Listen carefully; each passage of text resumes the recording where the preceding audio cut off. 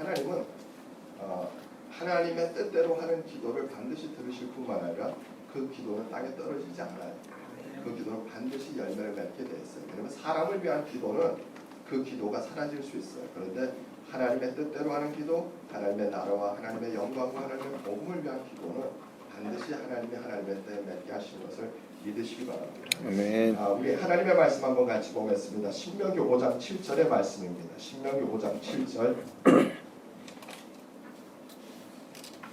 우리 신명기 5장 7절 말씀, 한 절 아주 간단 명료한 말씀인데 한번 우리 같이 합독하겠습니다. 나 외에는 다른 신들을 내게 두지 말지니라. 아멘. 아멘. 나 외에는 다른 신들을 내게 두지 말지니라. 잠깐 제가 기도하고 오늘 같이 하나님의 말씀을 통해서 또 하나님이 시대 가운데 우리에게 어떤 기도와 또 어떤 우리에게 사명들을 하나님께서 위임하셨는지를 살펴보기를 원합니다. 살아 역사하시며 우리의 삶을 통해 영광 받으시기를 기뻐하시는 하나님, 하나님이 오늘도 나와 또 한반도와 열방의 유일한 주권자이시고 통치자이시고 하나님만이 우리의 예배와 경배의 유일한 대상이 되심을 다시 한번 고백하며 하나님 앞에 감사와 영광과 찬양을 올려드립니다. 삼위 하나님만이 이 땅의 유일한 신이시고 이 땅을 이 모든 피조 세계를 지으신 유일한 조물주가 되시는 것을 우리가 고백하며 하나님 우리가 다시 한번 영원토록 세세토록 하나님께만 영광을 올려드립니다. 하나님 홀로 영광을 받으시고 하나님의 영광이 한반도와 열방 가운데 충만케 하여 주옵소서. 하나님 오늘도 우리는 사람을 위한 기도를 하기 위하여 모인 것이 아니라 하나님을 위한 기도, 하나님의 나라와 하나님의 복음과 하나님의 영광과 하나님의 이름을 위하여 기도하기 위하여 모였습니다. 하나님 우리가 이 땅에서 사람의 것을 구하고 땅의 것을 구하고자 모인 것이 아니라 하늘의 것을 구하고 하늘에서 하나님의 뜻이 이루어진 것처럼 이 땅 가운데서 한반도와 열방 가운데서 하나님의 선하시고 기뻐하시고 온전하신 뜻이 이루어지고자 우리가 이 시간 모여서 하나님 앞에 부르짖사오니 성삼위 하나님 이 시간 이 공간 가운데 함께하여 주옵소서. 한반도의 무너진 곳을 막아서서 파수꾼으로 하나님의 제사장으로 하나님의 동력자로 기도하기를 원합니다. 성령 하나님 오늘도 우리가 말씀의 능력과 성령의 능력을 가지고 하나님 앞에 나와 기도할 때 하나님 우리의 기도를 열람하시고 한반도 가운데 하나님의 통치를 온전히 회복하여 주옵소서. 오늘도 우리가 하나님의 마음에 합한 기도, 하나님의 뜻을 이루는 기도, 하나님이 기뻐하시는 기도를 하기를 소원합니다. 하나님 온전히 이 시간 우리가 하나님 앞에 나와 하나님을 위한 하나님의 나라와 하나님의 영광을 위하여 우리가 기도할 때 하나님 우리의 기도 가운데 응답하시고 우리의 기도가 하나님의 역사의 통로가 되게 하여 주옵소서. 이 시간과 공간 사단마귀 일절 틈타지 못하게 하시고 성령 하나님 시작부터 마치는 시간까지 주장하여 주옵소서. 예수님의 이름으로 기도드립니다. 아멘. 저는 신명기 5장 7절의 말씀을 가지고 모든 영역에서 하나님을 인정하라라는 제목으로 함께 여러분과 하나님의 뜻을 분별하고자 합니다. 여러분도 아시다시피 북한의 김일성 가문은 기독교 가문이에요. 기독교 집안이죠. 어머니 강반석은 칠골교회 집사였고 아버지 김영직도 칠골교회 집사였습니다. 그러면서 아버지 특별히 김영직은 아주 믿음이 신실했어요. 선교사들을 도와서 선교 활동도 열심히 했다. 그래서 김일성의 아버지는 아주 신실한 믿음의 사람이었어요. 근데 어머니는 그렇게 믿음이 좋지 않았던 것 같아요. 내 남편 때문에 교회를 나갔지 실제로 이렇게 믿음이 좋은 사람은 아니었어요. 그 어머니의 영향을 받아서 김일성도 물론 교회는 다녔고 그리고 유아 세례도 받았고 주일학교 성가대 지휘자도 했지만 거듭난 사람은 아니었어요. 그냥 말 그대로 그냥 엄마의 손에 이끌려서 아버지의 손에 이끌려서 교회를 다녔던 거죠. 김일성은 그렇게 교회를 다녔지만 훗날 그가 세기와 더불으라고 하는 자기 회고록을 쓰면서 그런 얘기를 해요. 자기가 어렸을 때부터 어머니의 손에 이끌려서 교회를 나갔지만 교회를 나가서 자기가 목사의 설교를 이렇게 들어보니까 목사의 설교가 온통 영세주의적인 설교고 온통 그 설교는 운명론적 설교였다는 거예요. 그러니까 무산계급, 혁명을 하고자 하는 이 무산계급의 정신적인 그리고 그가 가지고 있는 어떤 의지적인 것들을 사상적인 것들을 무력화시키는 그런 영세적이고 또 혹은 운명론적. 그러니까 너의 운명은 신이 정한 것이니까 하나님이 정한 것이니까 그냥 카타부터 거기에 대해서 토달지 말고 그냥 받아들여라. 그러니까 어찌 보면 여러분 기독교의 설교를 그런 관점으로 보면 운명론적으로 들릴 수가 있죠. 그래서 김일성은 자기가 어렸을 때 교회를 다니면서 보니까 운명론적이고 염세주의적인 그런 내용들로 가득 차서 자기는 교회가 싫었다. 그래서 훗날 자기는 어렸을 때는 의지가 없어서 자기가 주도적으로 이렇게 못했지만 훗날 자기는 교회를 보면서 이 교회는 결코 혁명에는 도움이 되지 않는 암적 존재고 그리고 정치적으로는 종교의 그 아편 같은 것이 인민 대중을 무력화시킨다. 그리고 혁명성을 말살하는 것이다. 그런 얘기를 그가 훗날 회고록에서 얘기를 해요. 아무튼 이 김일성이 어렸을 때부터 기독교 집안이어서 교회를 다니면서 그 집안 전체가 외삼촌 우리가 잘 알고 있는 강양욱 같은 경우도 주기철 목사님하고 같은 계열의 평양신학교 출신의 그런 목사였고 외할아버지 강도욱도 칠골교회 장로였고 온 집안이 기독교 집안이에요.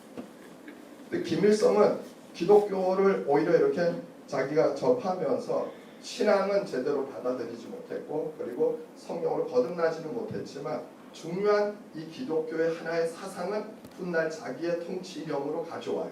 1972년 김일성이 60살 되는 해에 그가 만든 우리가 잘 아는 사상이 있죠. 주체사상. 그러니까 오늘날 북한 체제의 통치 이념인 주체사상을 그가 만들게 되었죠. 그 주체사상의 핵심이 뭐죠? 수령론이에요. 수령론. 바로 유일수령론이죠. 유일수령론. 그러니까 김일성이 훗날 기독교의 이런 어떤 운명론적이고 또 혹은 염세주의적인 것들은 거부했지만 그가 기독교에서 중요한 하나의 핵심 사상을 가져와서 자기의 통치명으로 만든데 바로 그것이 뭐냐면 유일수령 사상이에요. 유일신 사상에서 바로 그것을 변형해서 유일수령 사상. 그래서 1972년 김일성이 만든 주체 사상의 핵심이 수령론이고 유일사상 체계. 그래서 오늘날도 북한에는 유일사상 10대 원칙이라고 해서 우리가 얘기하는 10계명과 똑같은 그런 계명이 있죠. 그리고 우리가 얘기하는 출애굽의 그 하나님이 우리에게 주셨던 율법과 같은 그런 김일성 수령론에 들어가는 김일성 혁명사상 그 이론들, 체계들이 다 북한에 있는 것이죠. 그래서 북한은 신론부터 기독론, 교회론, 종말론까지 우리가 조직신학에서 얘기하는 이제 신론, 그리고 서론부터 얘기하면 서론부터 그다음에 신론, 인간론, 그리고 기독론, 그리고 교회론, 구원론까지 해서 그것이 다 북한 안에 그대로 수령론의 체계에 있어요. 그래서 신의 개념들뿐만 아니라 그들이 갖고 있는 어떤 구원론적인 개념들, 유토피아라고 하는 사회주의 공산주의 이데올로기가 사실은 우리가 얘기하는 종말론의 구원론에 해당하는, 그래서 개인의 구원부터 그리고 나라의 그리고 이 열방의 구원까지도 공산주의로 유토피아가 이 땅에 천국이 만들어지는 것까지도 그렇게 그 수령론 안에 다 들어가 있는데 가장 중요한 건 뭐냐면 이 혁명을 완수하는 가장 핵심이 뭐냐면 수령이에요. 수령. 그러니까 수령은 머리라고 얘기해요. 북한에서는 수령. 그러니까 수령은 머리에 그러니까 인민대중을 지도하고 그리고 그 인민대중이 혁명의 주도적인 세력이 되도록 하는 데서 가장 중요한 바로 핵심 구세주가 구원자가 누구냐? 수령입니다. 수령. 그래서 이 수령은 주체상에서 무호성을 갖고 있고 영원성을 가진 존재. 여러분 우리 신론에서 하나님의 속성의 가장 중요한 속성이 뭐예요? 신론의 속성. 하나님의 속성 하면 하나님의 속성의 가장 중요한 건 뭐냐면 불변성, 무한성, 영원성 이 세 가지 속성이 가장 중요한 거죠. 그러니까 신론의 핵심 하나님의 속성에 이 불변과 영원과 무한. 그러니까 하나님은 변하시지 않는 분이세요. 그리고 하나님은 어떤 공간에도 시공간을 초월해서 계시는 무한하신 분이고 그분은 시간의 지배를 받지 아니하시는 영원하신 분이에요. 그래서 여러분 가장 중요한 이 하나님의 속성의 세 가지 바로 이 불변성, 영원성, 이 무한성의 개념이 북한의 수령론에도 그대로 있어요. 수령은 영원하고 불변하고 무한하고 그리고 무호성을 갖고 있는 오류가 없는 변하지 않는 존재입니다. 그래서 이 기독교의 유일신 개념을 갖다가 이 수령론을 만들면서 동시에 이러한 수령의 지도를 받는 인민 대중만이 역사와 혁명의 주인이 되고 주체적인 세력이 될 수 있다는 거예요. 그래서 이 수령의 지도는 뭐예요? 오류가 없어요. 수령이 불변하잖아요. 수령이 무호하잖아요. 그러니까 수령의 지도가 오류가 없는 거예요. 그러니까 이런 수령의 지도를 받을 때만 그 인민 대중이 역사의 주인이 되고 그리고 혁명의 주력 세력이 될 수가 있다. 그것이 북한이 가르치는 주체장의 핵심 수령론의 개념이라는 거죠. 그래서 이러한 수령의 지도를 받는 인민 대중은 결국 궁극적으로 뭘 만들어요? 이 땅의 유토피아 천국을 만들게 되고 그리고 진정한 구원을 이루어내게 된다고 하는. 그래서 우리가 얘기하는 이 모든 조직 신학의 이런 기독교 기본 교리들이 북한 이 신론의 개념에 들어가 있는 수령론 개념에 들어가 있는데 여러분 재미난 것은 이 수령론을 강조하는 이렇게 북한을 보면서 우리가 놀란 하나의 영적인 교훈을 얻는 것이 있어요. 무엇이냐면 독재자들은 결코 독재에서 멈추지 않고 반드시 종교화로 간다는 거예요. 종교화.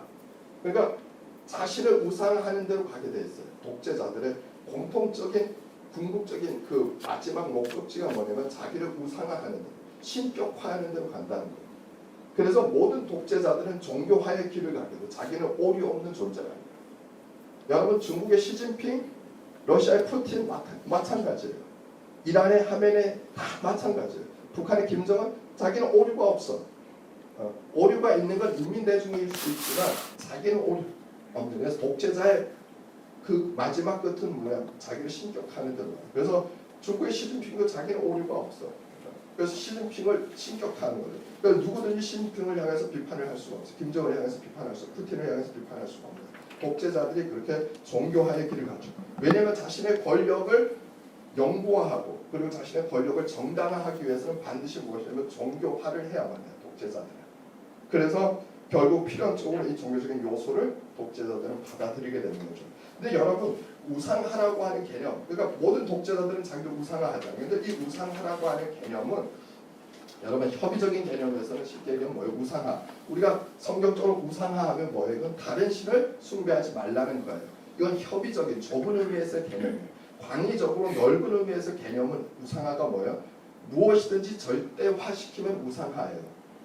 무엇이든지 절대화시키면 그것이 인간이든 어떤 대상이든 어떤 사상이든 간에 그것을 절대화시키는 순간 뭐가 돼요? 우상화가 되는 거예요. 그러니까 협의적인 개념으로는 우상화는 하나님 외에 다른 신을 섬기는 걸 우상화라고 얘기하지. 이건 좁은 의미에서의 종교적인 영역에서의 개념이고 넓은 의미에서의 우리가 이 우상화의 개념을 적용하면 이건 뭐예요? 다른 것들, 어떤 대상이든 어떤 사람이든 어떤 사상이든지 절대화를 시키면 다 우상화예요. 여러분 절대적인 것은 하나예요? 두 개예요? 절대적이라는 것은 하나뿐이에요. 모든 건 상대적이에요. 하나님 외에는 다 상대적인 거예요. 왜냐하면 하나님으로부터 시작이 됐기 때문에 모든 것들은 다 상대적이에요. 하나님만 절대적인 존재예요. 그러니까 하나님 외에는 절대적인 건 이 땅에 유한한 피조 세계에는 있을 수가 없어요. 근데 아무튼 하나님 외에 다른 것 어떤 대상이든 사람이든 절대화시키는, 그래서 신의 속성, 이 불변성, 무엇성과 영원성을 무한성을 투영시키는 순간부터 뭐가 돼요? 우상화가 시작이 되는 거예요. 그것이. 자, 그래서 이 절대화가 되어져서 종교성을 띠는 이러한 것들을 우리가 우리의 삶의 영역에서 잘 살펴야 돼요. 우리의 삶의 영역에서도 무엇인가 우리가 어떠한 것들을 절대화시키는 순간부터 우리는 우상화하는 거예요. 여러분 오늘 우리가 하나님께서 모세에게 이 신명기 중량 5장 7절의 말씀을 주신데, 여러분 신명기는 어떤 말씀이에요? 신명기의 역사적인 배경이 뭐죠? 이스라엘 백성이 광야 40년의 광야 신학교를 마치고 졸업식을 하고 어디로? 약속의 땅 가나안으로 들어가기 직전에 하나님이 신명기를 주시는 거예요. 그러니까 신명기는 무엇이냐면 하나님께서 출애굽 당시에 주셨던 하나님의 율법을 다시 재학습, 재교육시키는 거예요. 그러니까 40년 전에 하나님께 시내산에서 출애굽 당시에 주셨던 하나님의 계명, 하나님의 법을 다시 가나안에 들어가기 전에 40년 이후에 하나님께서 다시 리마인드, 재교육시키시는 것이 신명기예요. 근데 그 신명기의 가장 중요한 넘버 원이 뭐라고요? 첫 번째 하나님이 교육을 시키는데 교육의 내용의 첫 번째가 뭐라고? 오늘 바로 이 신명기 5장에 나와 있는 7절에 나 외에 다른 신들을 내게 두지 말지니라. 여러분 근데 이것은 그냥 하나님이 종교적인 개념에서 그냥 하나님 외에 다른 신을 섬기지 말라, 우상화하지 말라, 이런 말씀이구나. 이렇게 접하면 여러분이 협의적으로 아주 좁은 의미에서 이 말씀을 이해하는 거예요. 여러분 이 말씀에는 엄청난 영적인 의미가 함축이 됐다는 걸 여러분이 아셔야 돼요. 왜 하나님이 이 말씀을 가장 먼저 하셨을까요? 우리가 이 말씀을 이해하려면 그 당시에 고대 메소포타미아 지경의 그 종교 상황들을 이해할 필요가 있어요. 여러분 고대 메소포타미아는 다신교 문화권이에요. 여러분 메소포타미아는 고대 문명의 발원지예요. 메소포타미아. 그러니까 메소포타미아는 고대 문명의 발원지인데 그 당시 메소포타미아는 다신교 문화권이에요. 그러니까 이들이 가나안으로 들어가서 그 가나안이 메소포타미아 지역이에요. 근데 하나님이 광야 40년 훈련을 끝내고 이들이 바로 이 약속의 땅 가나안으로 들어가도록 하나님께서 이끌어 가시는데 이 가나안은 뭐냐면 그 당시 고대 메소포타미아 다신교 문화권이라는 거죠. 다신교의 문화권. 그래서 그 당시에 하나님께서 가나안으로 이들을 이끌고 가실 때 이미 가나안에는 여러 신들이 존재했어요. 엘부터 아세라, 바알, 얌, 모트, 코타르, 하시스 어마어마하게 많은 신들이 각각의 영역에 있는 수없이 많은 신들이 손으로 꼽을 수 없을 만큼의 수십 종의 신들이 가나안의 그 모든 문화권 안에 있었다는 거예요. 그러니까 가나안에 들어갈 때 이미 가나안은 다신교 문화권인데 그 다신교 문화권으로 유일신 사상을 갖고 있는 이스라엘 백성들을 하나님 끌고 가시는 거예요.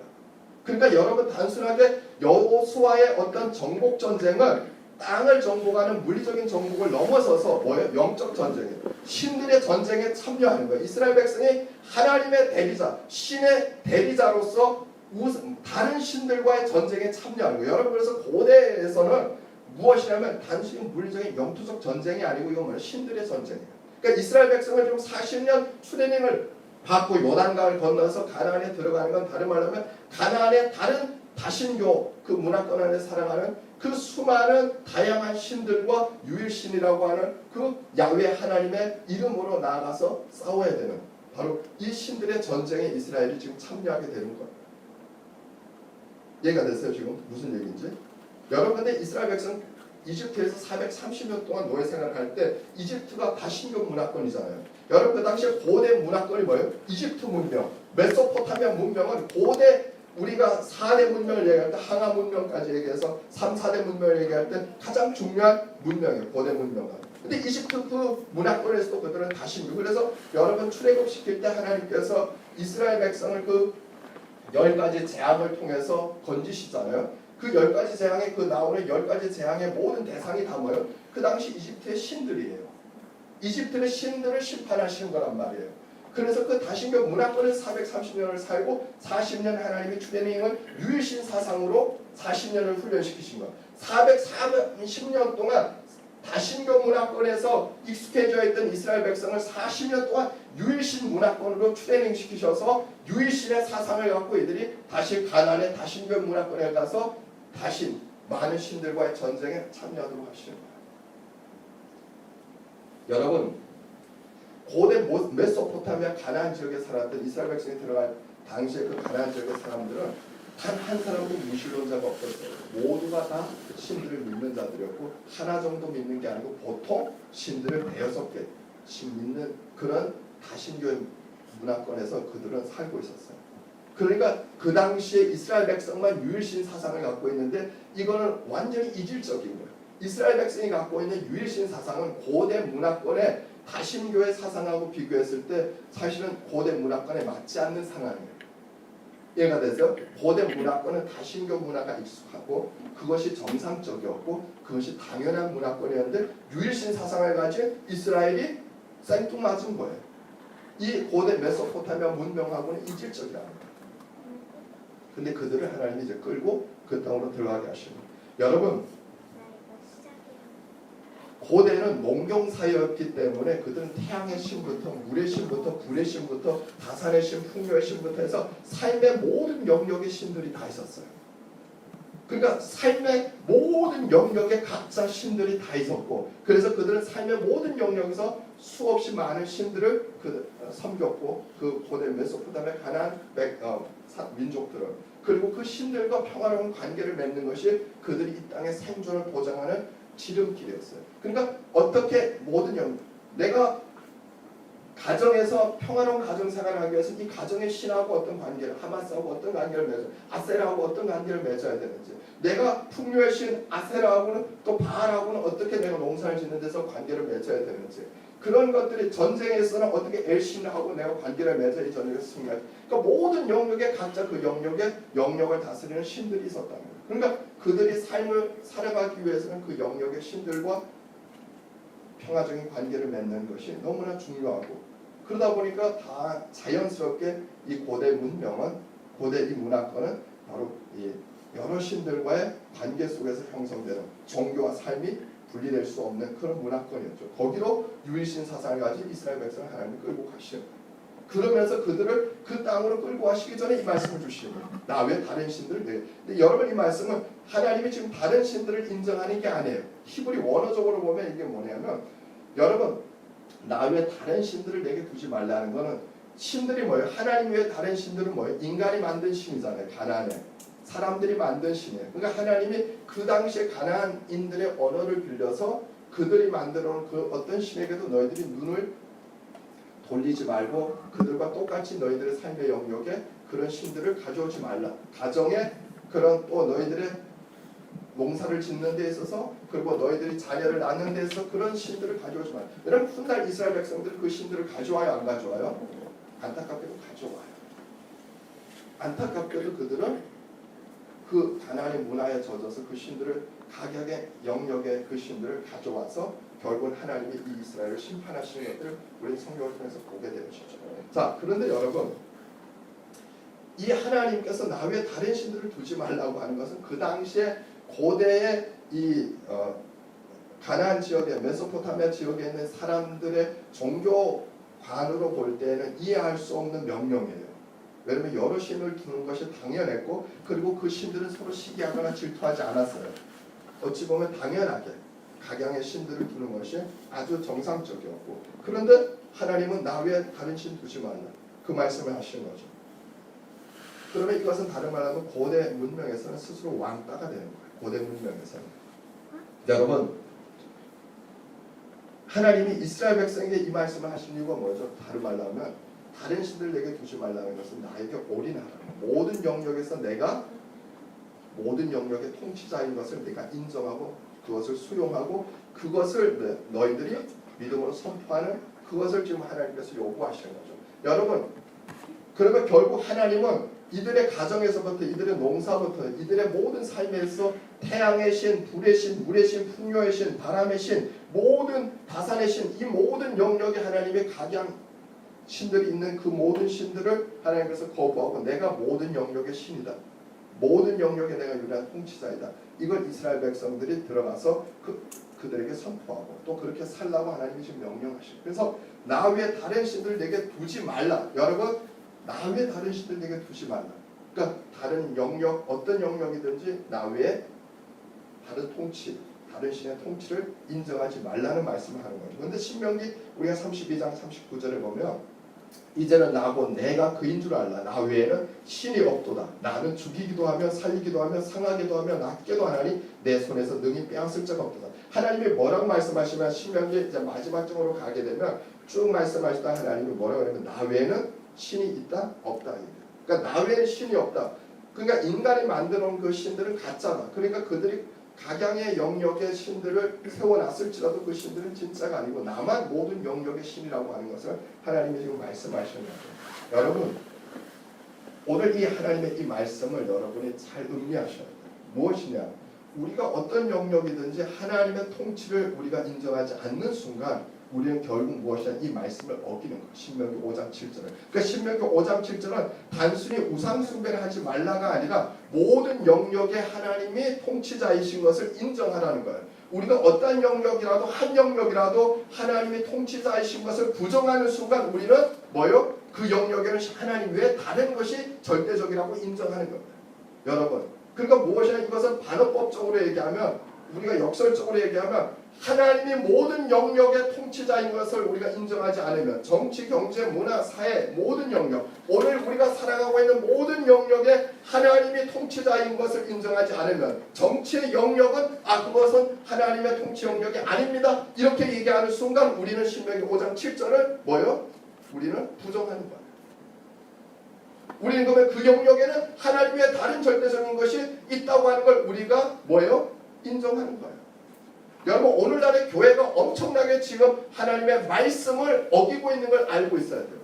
여러분 신명기 5장 7절의 말씀은 단순히 각 개인이 그냥 우상 숭배하지 말라는 말씀이 아니고 이스라엘이라고 하는 나라에 주시고 민족에 주신 말씀이에요. 여러분 이스라엘 민족은 이스라엘 나라는 가나안이라고 하는 여러 민족들이 살아가는 여러 다신교 국가 그 속에 들어가서 뭐예요?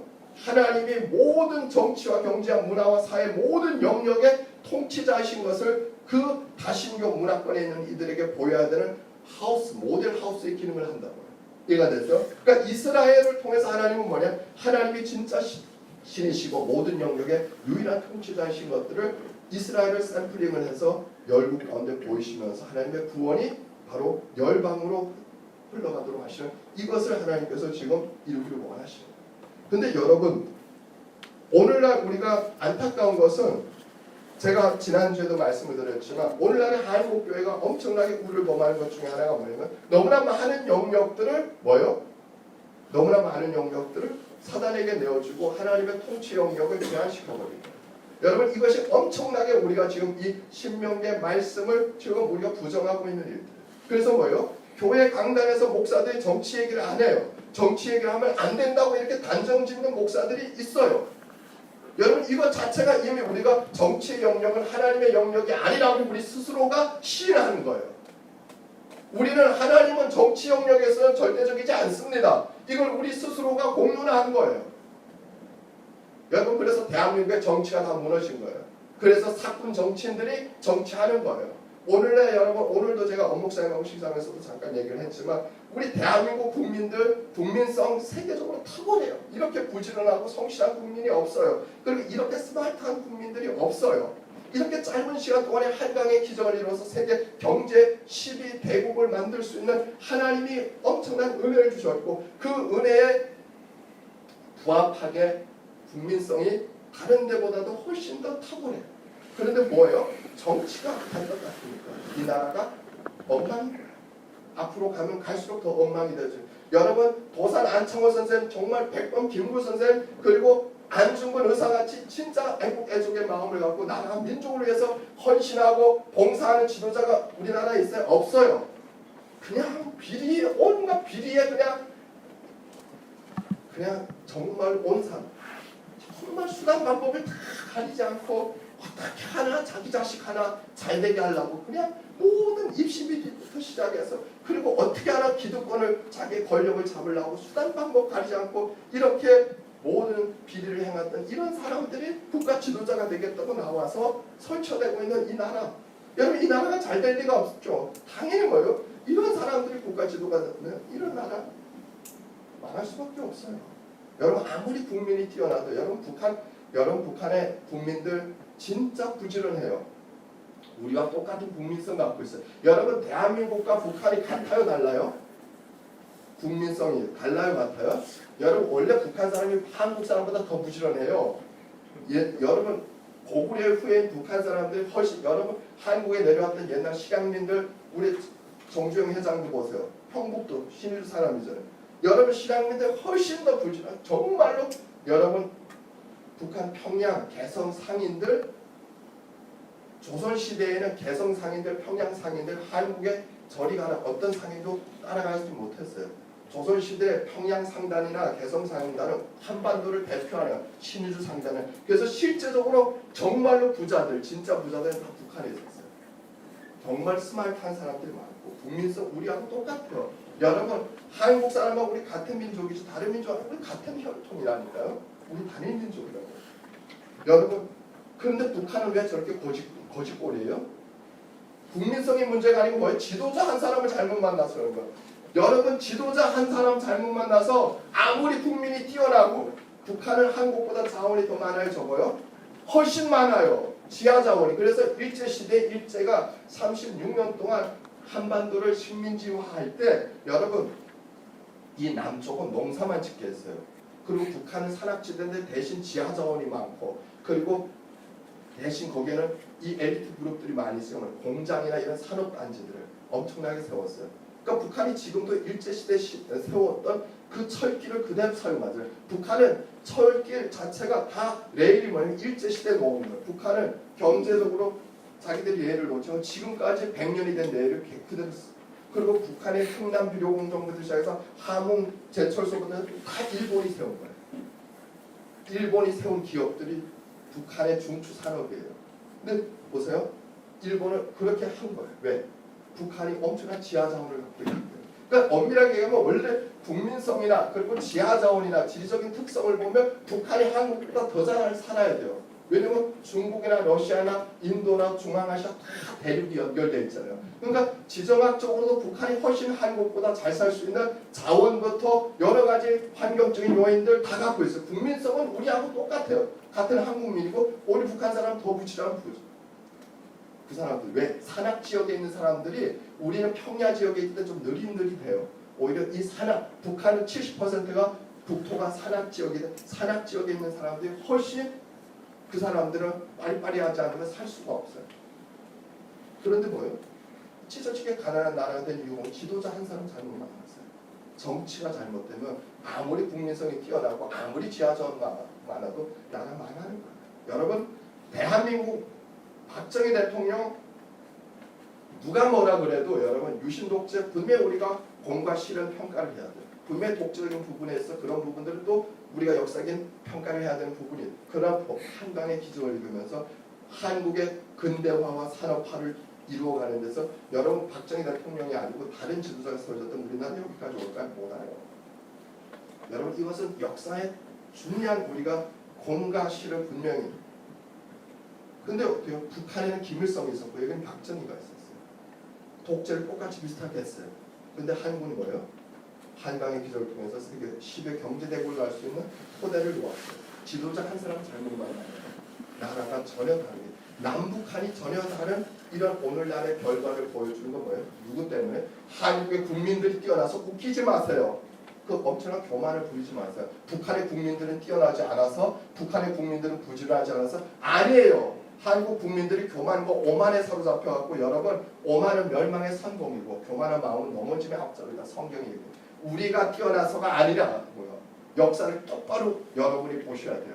북한의 국민들 안 뛰어난 줄 알아요? 어마어마하게 뛰어난 사람들이에요. 그 사람들. 지금도 맨주먹으로 핵무기 만들고 대륙간 탄도미사일 여러분 보세요. 북한 지금도 얼마나 스마트한 사람들이 많아요. 엘리트들이. 지금도 그렇게 대북 제재 받으면서도 지금도 뭐요? 핵무기 만들어내고 대륙간 탄도미사일 만들어내고 그 없는 데서 이걸 만들어내. 무해수유를 만들어내서 지도자만 우리 잘 만났으면 대한민국 저리 가나 잘 살 수 있어요. 여러분 그런데 문제는 뭐예요? 지도자를 잘못 만났어요. 여러분 그래서 정치가 무너지면 지도자 한 사람 잘못 만나면 나라가 10년, 20년 후퇴하는 건 순간이에요. 순간. 대한민국 지금보다 더 잘 살 것 같아요? 지금보다 더 발전할 아니에요. 지도자 한 사람 잘못 만나잖아요. 그러면 이 나라는 10년, 20년 그냥 눈 깜짝할 사이 후퇴를 해요. 그래서 정치의 영역 그런데 중요한 건 뭐예요? 지도자를 세우는 영역이 어디예요? 정치의 영역이라니까요. 우리 대한민국의 미래를 결정하는 영역이 정치의 영역인데 그 영역을 다 뭐예요? 사단에게 내어주고 그 영역에서의 하나님의 통치를 인정하지 않는 목사들이 강단에서 스스로가 자기들이 그 지금 시인을 하고 있는데 여러분 그러니까 대한민국의 정치가 망하는 건 당연하죠. 왜? 교회가 거기에 대해서 기도하지 않고 목사들이 강단에서 그 성경적인 정치관을 분명하게 성도들에게 가르치고 어떻게 성경적 관점으로 이 정치를 그리고 외교를 안보를 그리고 이 나라의 모든 영역들을 하나님의 통치의 영역으로 그렇게 가져오기 위해서 성도들에게 도전하고 가르쳐야 된다 안 하잖아요. 목사들이 직무유기 하잖아요. 교회가 직무유기 하잖아요. 그러니까 이 나라 망하는 거 당연하죠. 이 나라의 정치 엉망이 되는 거 당연하죠. 이 나라의 정말로 성경적인 지도자 정말 나라와 민족을 사랑하는 애국 애족의 마음을 가진 지도자들이 안 나오는 거 당연하죠. 왜? 교회가 그 영역을 하나님의 영역으로 인정하지 않았으니까. 그 영역에 하나님의 통치를 부정했기 때문에 이런 일들이 일어나는 오늘날의 대한민국의 정치의 현실은 오늘날 대한민국의 작금의 상황은 오늘날 한국교회의 책임이에요. 목사들의 책임이고 성도들의 책임이라고. 다른 사람들한테 책임 돌리지 마세요. 우리가 기도하지 않았고 우리가 지금 온전히 하나님의 이 말씀에 따라요 이 대한민국을 영적으로 분별하며 하나님이 모든 영역의 정치, 경제, 문화, 사회, 교육 모든 영역의 통치자이신 것을 인정하는 이 신명기의 하나님의 언약대로 우리가 살지 않았기 때문에 그것을 우리가 선포하고 그렇게 되어지도록 우리는 기도하고 그런 하나님의 통치를 받는 정치가 되도록 도전하지 않았기 때문에 이런 결과가 나온 거예요. 다른 사람한테 책임을 또 넘기지 마세요. 우리가 직무유기했기 때문이에요. 여러분 우리가 통일선교하여 기도 모임에 나가서 왜 기도하는지 아세요? 바로 우리가 그 기도하려고 하는 거예요. 하나님을 모든 영역의 통치자로 인정하기 위해서 우리가 이 기도하는 거예요. 하나님이 대한민국의 한반도의 정치와 경제와 안보와 모든 영역에 하나님이 통치자이시고 하나님이 절대적이시고 하나님이 모든 영역을 다스리시고 하나님의 관점으로 우리는 모든 영역을 회복하고 하나님의 말씀으로 모든 영역을 우리는 다시 한번 하나님께로 돌이키는 이 일을 하기 위하여 우리는 이 시간 이 자리에서 이 시대에 무너진 곳을 막아서서 파수꾼으로 하나님 앞에 기도하며 이 싸움을 하는 거예요. 네. 여러분 교회가 저는 정말 목사들이 회개 많이 해야 돼요.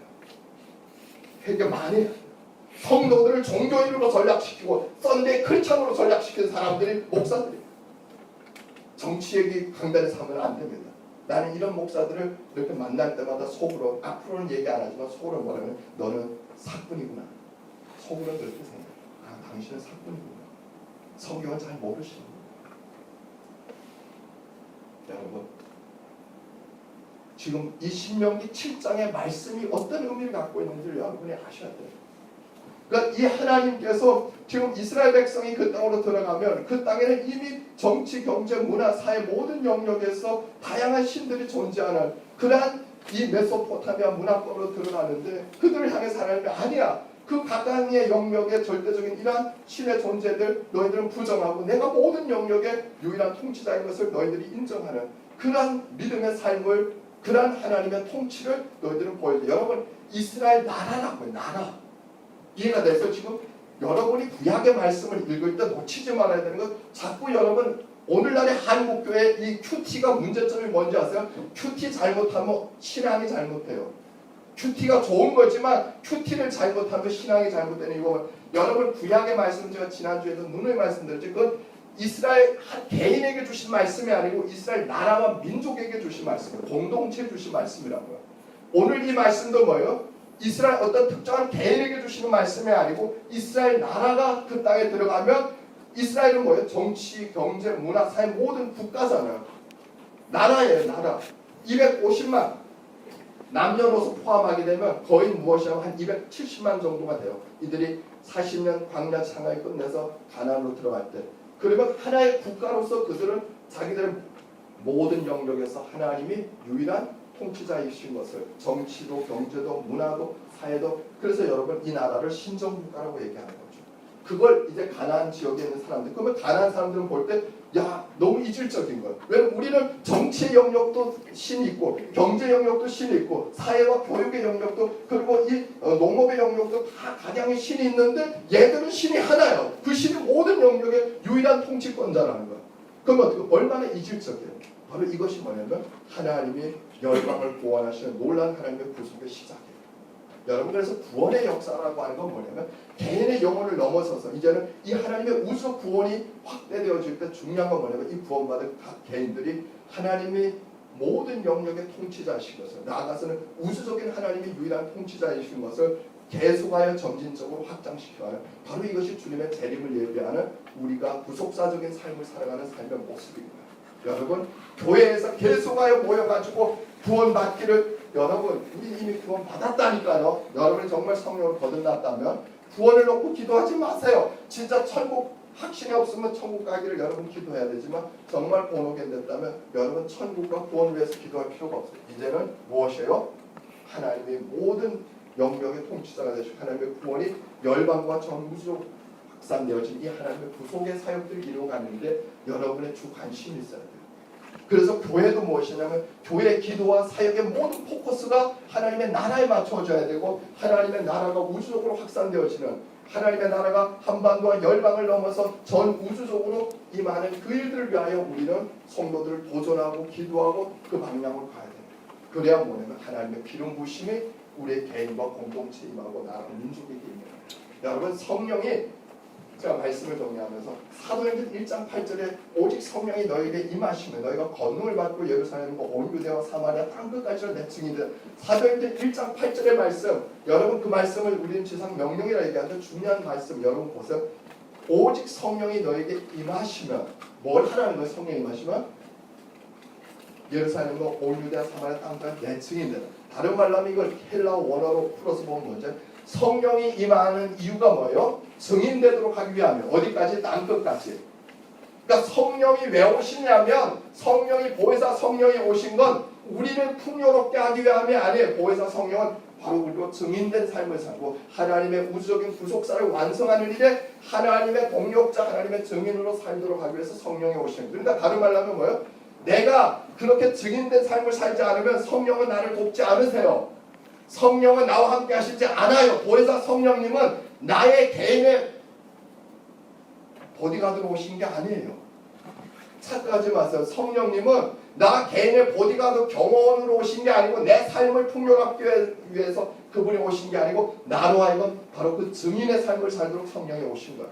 그래서 우리가 증인의 삶을 살고서 우리의 삶의 정체성과 삶의 방향을 정립하지 않으면 성령은 나와 함께 하시지 않아요. 그러니까 성령이 오시기를 기도하는 게 아니고 내 삶이 그런 하나님의 구속사적인 삶의 방향, 하나님의 그 우주적인 통치를 회복해가는 구속사를 이루어가는 그 일들에 있어서 완성해가는 일들에서 그러한 증인의 삶을 살고자 내 삶을 정립할 때 그러한 삶의 방향과 목표를 정할 때 성령의 능력이 나와 함께 하시는 거예요. 그래서 여러분 성령의 능력을 달라고 기도하는 게 아니고 내가 그렇게 하나님의 방향과 맞는 방향으로 살도록 내 삶을 먼저 정립하는 게 가장 중요해요. 그걸 교정해야 성령은 나와 함께 하세요. 그래서 여러분 성령이 너에게 임하시면 권능을 받고 뭘 하는가? 증인이 되는 거예요. 성령이 우리에게 오신 이유. 그래서 여러분 성령이 오시기를 기도하지 마시고 여러분이 성령께서 여러분을 도우실 수 있는 그런 하나님의 방향에 서 있는 그런 삶의 교정들이 여러분에게 가장 먼저 일어나요. 그래서 우리는 모든 영역의 하나님의 통치를 회복하는 이 영적 싸움을 해야 합니다. 대한민국의 정치 영역에서 하나님의 통치를 하나님 외에 다른 것을 절대화하는 일들을 우리는 거부해야 돼요.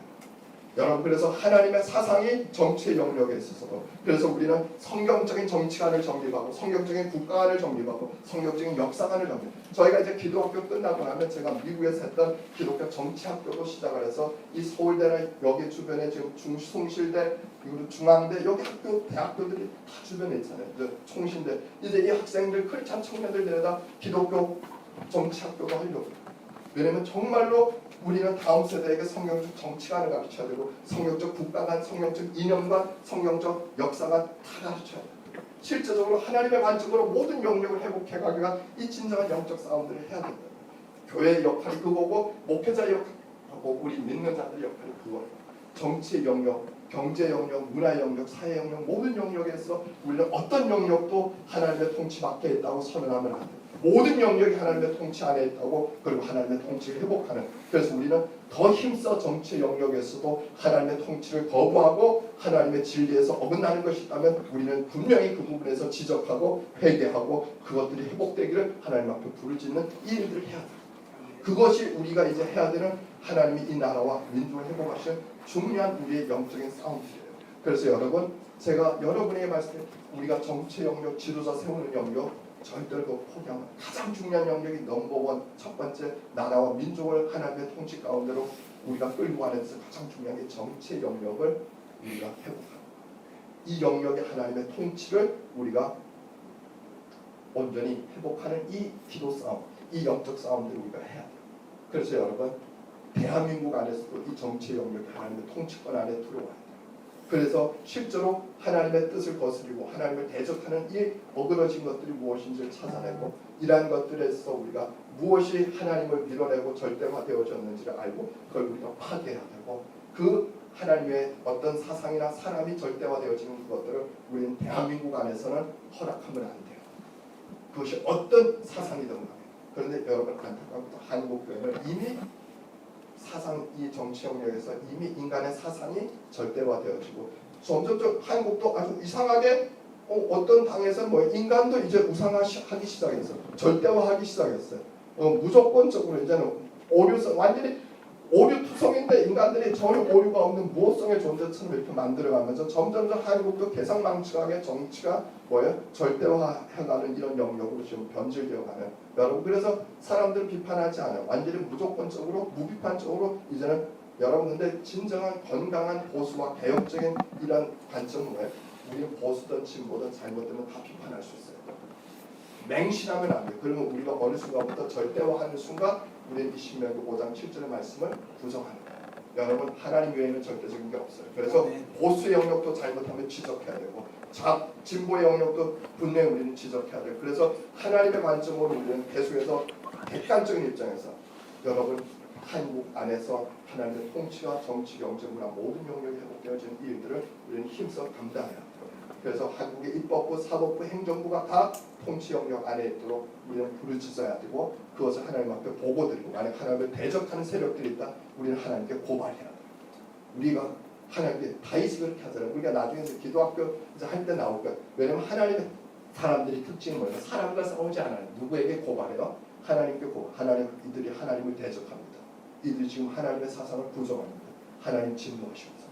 하나님께서 진멸하시옵소서. 여러분 하나님께 이 기도 드려도 괜찮아요. 나가서 세상에서 막 비판 아니 우리가 하나님께 고발합니다.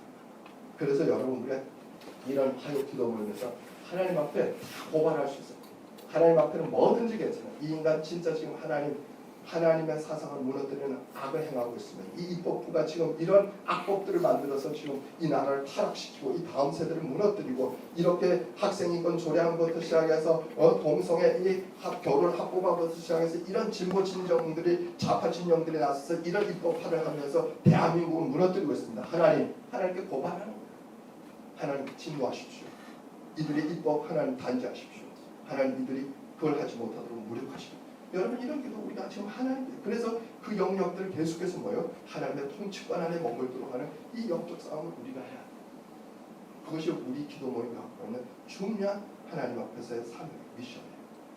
저는 오늘 이 말씀의 거에서 여러분과 함께 또 우리가 같이 좀 기도하기를 원합니다.